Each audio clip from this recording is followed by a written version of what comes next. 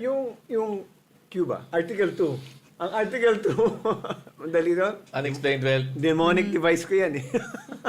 Yung Article 2 mo, hawak mo yan, Terry. You're going to prosecute that article. Is that correct? Yes, that's correct. That's correct.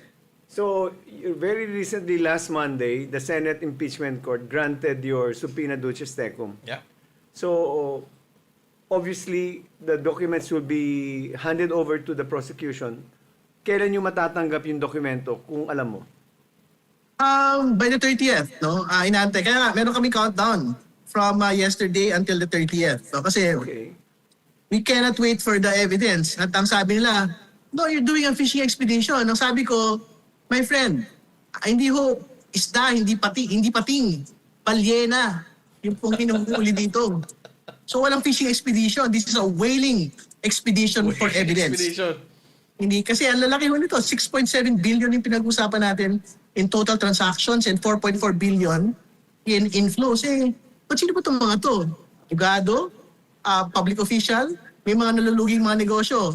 O yung mga abogado dyan? Baka naman 6.7 billion pala yung kaya nating iluwal over the course of 20 years. Barry, bakit naman ganun? In my imagination, I cannot imagine 6.7 billion in total transactions for a married couple over the course of 20 years. That's something that needs to be explained. Just to refresh our memories, prior to the motion for the issuance of subpoena duces tecum, ano na ang mga documents na meron kayo? Yung mga records na meron na kayo? We have the silence of the Vice President. No? So From what year to... ilang taon? From 07 to 2024. So meron na? So meron na yun. We have that kasi that's been submitted to us during the House Committee on Justice proceedings. Okay. Yung mga SEC documents of the companies are with us as well. Okay. So yung inaantay na lang mo talaga namin kasi syempre there's a discussion on it, yung AMLC, BIR, saka bank records. Pero may di ba may AMLC records na kayo? That's why hindi naging fishing expedition yung bank records? We have it, pero syempre there is an objection by the defense To produce an AMLC, okay. na isa lang yon in evidence. No? So Okay. that has been disposed of not by us but the Senate Impeachment Court. So malaking tagumpay yung pong issuance po ng subpoenas over these documents. So technically, because of the order of the court, ano ang dokumento na first time yung makikita itong July 30? Yung first time po namin makita yung bank accounts, tsaka po yung BIR documents. Pero yung pong BIR documents po kasi will require the approval of the President for disclosure. So, antabayanan din po namin that if approval will be given by the President. Has a request been made to the President? It will be the BIR that will make that request. So hindi nyo alam kung nag-request na sila? Hindi. So, ibig sabihin, if the BIR would want to comply with the subpoena, they will have to coordinate with the President's office for the approval. Yung salin, the issue of the salin, may copy na kayo, pero ang issue doon, dapat bang i-admit yung salin previous to her being Vice President, di ba? Yun ang naging contention nila na huwag ilabas. Huwag Hindi, gamitin. hindi naman ho na pag-usapan yun doon sa oral arguments. No? Pero I'm quite sure they will object to it pagka ho sinalang na po yung ombudsman on the matter. Pero again, babalik pa rin naman ho tayo. It's basically the same logic as the bank accounts, AMLC, and everything else. No? Na we have to be able to establish a baseline of the financial activity of the Vice President. Wow. Oo nga. Concerned ba kayo doon sa fact na merong 5 senator judges na nag-indicate na meron silang written objections na isasubmit to the impeachment court? And the reason why I bring that up is some have raised na baka that's a prelude to either revisiting yung issue na ito, yung decision later on in the trial, or even going outside of the impeachment court and taking it to the Supreme Court. Napag-usapan ba yung possibility na yon na baka questionin nila in some other venue? Well, in each and every step naman po, malaya naman po magpunta yung depensa sa Korte Suprema. In fact, I think they asked for a certified true copy of that particular decision by the presiding officer, including the objective. So, bahala ho sila magpunta sa Korte Suprema dyan po sa bagay na yun. But for as long as there's no TRO, tuloy lang po kami dito po sa paglilitis po tayo. Gaano ka-crucial itong records na ito? Bawa, yung bank records, the AMLAC reports, the BIR statements, insofar as your article is concerned, Article 2. Makikita ko kasi natin talaga yung iba't ibang aspects ng kayamanan ng ating pong pangalawang Pangulo. Tapos ibabangga po doon sa stated net worth niya in 2024, which is 88.5 million. Ano? So, ibig ko sabihin, kailangan magkita yun kung bakit nagkaroon ka ng 6.7 billion in total transactions, tapos yung 88.5 million. Kasi, ang totoo, kahit everyday ka magpasok ng pera dyan, para mahirap umabot ng 6.7 billion para sa isang ordinaryong taong gobyerno at ordinaryong abogado, may mga naluluging mga negosyo. Yun ho talaga yung financial profile na para mahirap ipaliwanag pagka pinagtagpo yung pong 6.7 billion and 4.4 billion in inflows. Yung 4.4 billion inflows, ibig sabihin, pumasok na pera yun into the accounts. Saan galing yung 4.4 billion? Ang paliwanag ko na nga po actually, yan yung 6.7 billion, for us to understand it, you can actually fund ayuda for 1 million families. You can fund, 2 million families. 2 You million. can fund healthcare for 2 million patients. 800,000 for CHED scholars. And 2 million for fuel subsidies for the drivers. No? So, ganyan nung kalaka. Ibig sabihin, you have a couple whose financial activity, financial volume is almost akin to government. Hindi ba? Parang mahirap yun Ang hirap talagang ipaliwanag yun sa totoo lang. Yung 6.7 billion, mas malaki pa sa budget ni Leni Robredo yun na 6 na taon sa OBP. By the way, Terry, may nag-comment lang.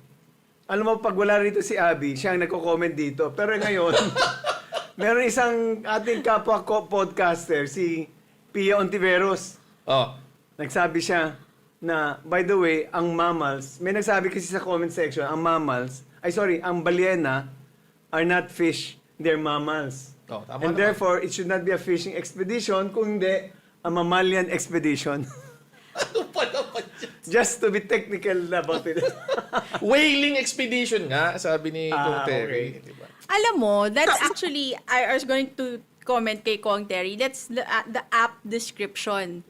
Kasi yung mga financial journalists and investigators, the ones who investigated yung 1MDB sa Malaysia, it's really a whale. They refer to it as a whale. When the corruption is of a certain level, they're actually called whale hunters. They look for yung mga ganyang journalistic exposés connected to mga corruption in government. Pero whaling aside, na binring up ni Kong Terry, I have a question. So based on yung unexplained wealth na article, Kong Terry, no, we know that you are about to get your hands on the AMLC records and the bank records. I understand that these are quite voluminous. So, may special care ba kayo or concern or special strategy that you came up to make sure that you don't lose public interest as you present these records? Kasi sometimes, diba, nakita natin dun sa Corona impeachment trial, sometimes it can be a little rote and routine, diba, na ito, bank statement, inflow on this date, outflow on this date. So, did you craft your strategy? If you can talk about it, Kong Terry, just a little bit, bigyan mo kami ng konting glimpse. Yeah, again, sa totoo lang po, yung pong the figure itself, mind-boggling mo yung kahit sa masa Sa totoo lang. Pero like what I stated, syempre you have to explain to everyone, to the public as well, in a manner how they can actually understand it. No? So, you have to show it in balikbayan boxes. Diba? Ilang balikbayan box.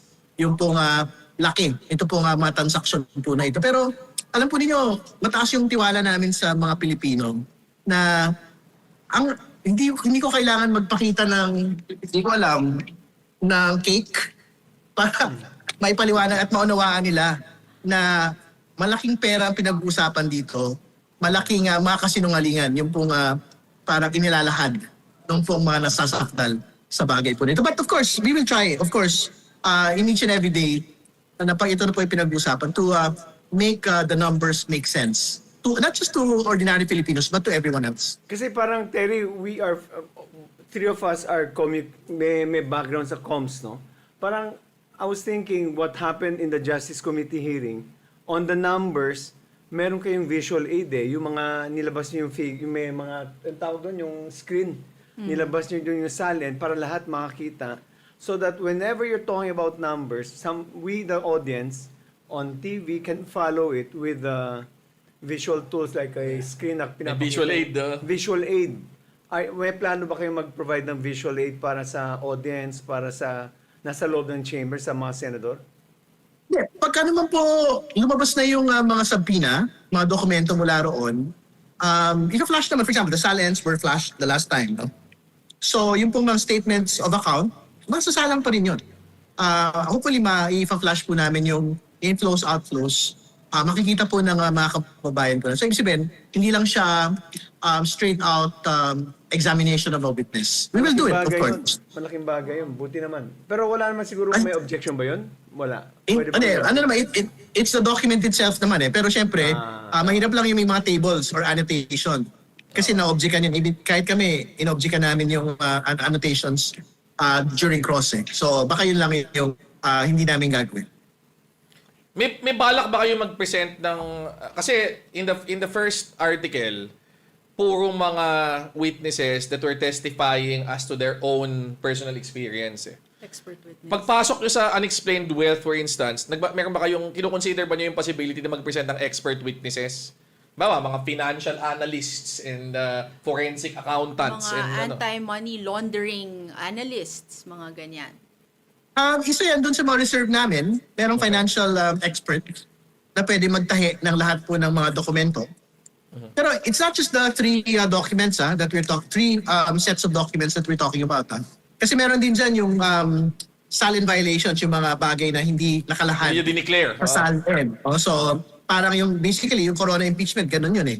May mga line items na supposedly na doon pero wala doon. So yung pong firearms report, no? Nung po mag-asawa nga Duterte Carpio, no? Will also be submitted in evidence. Para makita nun na, okay, you have this many firearms, why is it not in the SALN at any year? No? Kasi kasama yun eh, yung pagka sa SALN po, there should be a line item on two things, on cash and on firearms. Eh, yung dalawang bagay na yun from 2019 to 2024, wala yun. Zero. O so paano ngayon? Hindi mo siya dapat kino-commingle. So kumbaga, may expect natin na pagdating natin dun sa part ng trial na yon, hihimayin talaga yung SALN ni VP Sara. Tama. The ombudsman will be placed on the stand or whoever his representative is and will be asked to present the SALN of the Vice President. May sinabi yung isang paborito kong senador ng isang araw, si Senator Alan Cayetano tungkol dyan sabi niya, lahat naman tayo, nagkakamali sa SALN Hindi naman natin siniseryoso yan minsan sinabi niya Totoo yun. Sinabi niya yun. Kaya bagla na lang, mahuhuli ka dahil ganito. Tingin mo ba, ano yun? Fair assessment. Fair excuse? Fair assessment of how public officers treat yung SALN. Tingin ko, yung pong mga ordinaryong taong gobyerno, kahit yung matataas na opisyal, dahil alam nating meron pong una, may kaso. Pangalawa, may aktual na pagkapahiya. Pagka nagsinungaling ka sa SALN, minamalaki natin yun eh. Ibig sabihin, merong isang araw sa buong taon. Di ba? Lahat na tayo nagsilbi sa gobyerno, di ba? Oh. Na talagang, meron kang SALN form, bubuksan mo yung app ng bangko, yan yun, di ba? Yan yung pera mo sa bangko kan. Yun ay isusulat mo, di ba? I-check mo yung iba pang mga bagong mga pag-aari sa taon na ito. Yan pala, di susulat mo. Ganun lang kung kasimple yun, di ba? Ibig sabihin, hindi ito, tingin ko maliit na bagay para sa mga nagtatrabaho sa gobyerno. I think pinamalaki po natin. Alam mo, maraming mga worthy private individuals na hindi pumasok ng public service on the account na ayaw nilang ilabas yung Ayaw nila mag-disclose. ayaw nilang mag-disclose. Malaking factor yun for them. Na actually, gusto ko yung ganong thinking. Kasi klaro sa kanila na pag tumawid na ako at pumasok ako sa gobyerno, yung normal privacy rights na entitled ako Correct. bilang isang ordinaryong mamamayan, kailangan kong bitawan. Susuko mo. Susuko ko kasi mas mataas na yung standard na ina-apply sa akin. Public officer ako eh. Yun yung tingin kong medyo hindi ko masyadong nagustuhan doon sa argumento ni Attorney Powa nung Lunes eh. Para kasi pinapalabas niya na hindi, itong mga confidentiality na ito, itong mga privacy rights ito dapat nag-apply across the board. Lahat tayo nagsilbi sa gobyerno. Once naging public official ka, meron ko talaga isusuko eh. Bahagi yun ng trabaho eh.